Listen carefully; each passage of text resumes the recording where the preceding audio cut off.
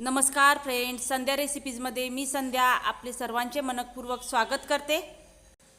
Friends, दिवाळीमध्ये तेलकट आणि गोड खाऊन खाऊन कंटाळा आलाय। चला तर मग आज आपण एकदम झणझणीत ढाबा स्टाईल शेवगा हंडी बनवू।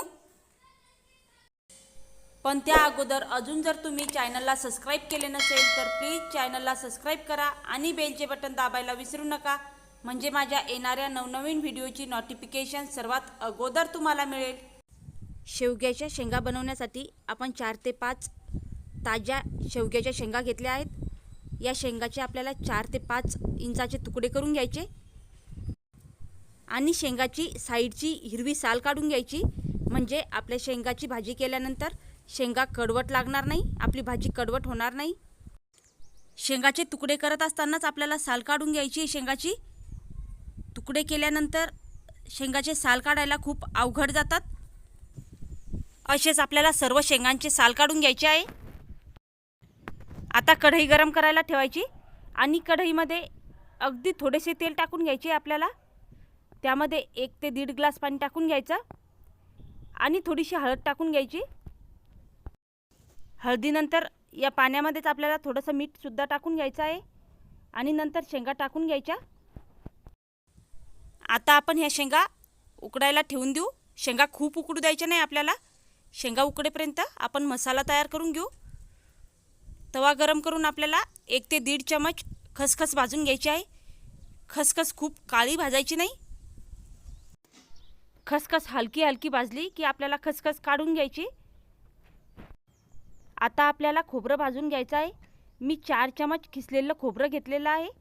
आपण तुकडे करूनही घेऊ शकतो। खिसलेलं खोबरं भाजायला सोपं जातं आणि सर्व बाजूंनी व्यवस्थित भाजलं जातं। खोबरंही आपलं हलक्या हलक्या ब्राऊन रंगावर भाजलं गेलं आहे। आता मी 1 मोठा कांदा कापून घेतला आहे। हा कांदा आपल्याला तव्यावर टाकून त्यावर थोडंसं तेल टाकून भाजून घ्यायचा आहे। थोडा काळसर कांदा भाजून घ्यायचा आपल्याला। आपला कांदाही मस्त काळसर रंगावर भाजला गेला आहे। आता आपल्याला 1 चमच जिरं भाजून घ्यायचं आहे। हलक्या हलक्या सोनेरी रंगावर जिरं भाजून घ्यायचं आपल्याला। मसाला भाजत असताना आपल्याला मधात मधात शेंगा हलवून घ्यायच्या आहे, नाहीतर बुडातल्या शेंगा गाळ होतील आणि वरच्या शेंगा शिजणार नाहीत। आता आपण तयार केलेला मसाला आपल्याला मिक्सरच्या भांड्यामधून वाटून घ्यायचा आहे। सर्व मसाला मिक्सरच्या भांड्यामध्ये टाकून द्यायचा आणि त्यामध्ये 5 ते 7 लसणाच्या पाकळ्या, 1 अद्रकचा तुकडा आणि 2 चमच काळा मसाला, थोडीशी कोथिंबीर। आता हा मसाला आपल्याला बारीक वाटून घ्यायचा। छान बारीक पेस्ट करून घ्यायची आहे या मसाल्याची आपल्याला। आपला मसाला तयार आहे। आता हा मसाला आपण एका वाटीमध्ये काढून घेऊ। आपल्या शेंगाही हलक्या हलक्या उकडल्या गेल्या आहेत। आता झाऱ्याच्या साहाय्याने आपण या शेंगा एका प्लेटमध्ये काढून घेणार आहोत आणि कढईत जे उरलेलं पाणी आहे ते आपण भाजी फोडणीसाठी वापरणार आहोत। आता आपल्याला एक कढई गरम करायला ठेवायची। कढई गरम झाली की त्यामध्ये फोडणीपुरते तेल टाकून घ्यायचे। नंतर त्यामध्ये कढीपत्त्याची पानं आणि थोडी मोहरी टाकून घ्यायची। मोहरी छान तडतडली की त्यामध्ये बारीक कापलेली कोथिंबीर टाकून घ्यायची आपल्याला। आता आपल्याला 1 मोठा बारीक कापलेला टोमॅटो सुद्धा या फोडणीमध्येच टाकून घ्यायचा आहे। टोमॅटो व्यवस्थित फ्राय होऊ द्यायचा आहे आपल्याला। शेवग्याच्या शेंगा खूप पौष्टिक असतात। आपण शेवग्याच्या शेंगा उकडून जे शिल्लक राहिलेलं पाणी आहे ते सूप म्हणूनही वापरू शकतो।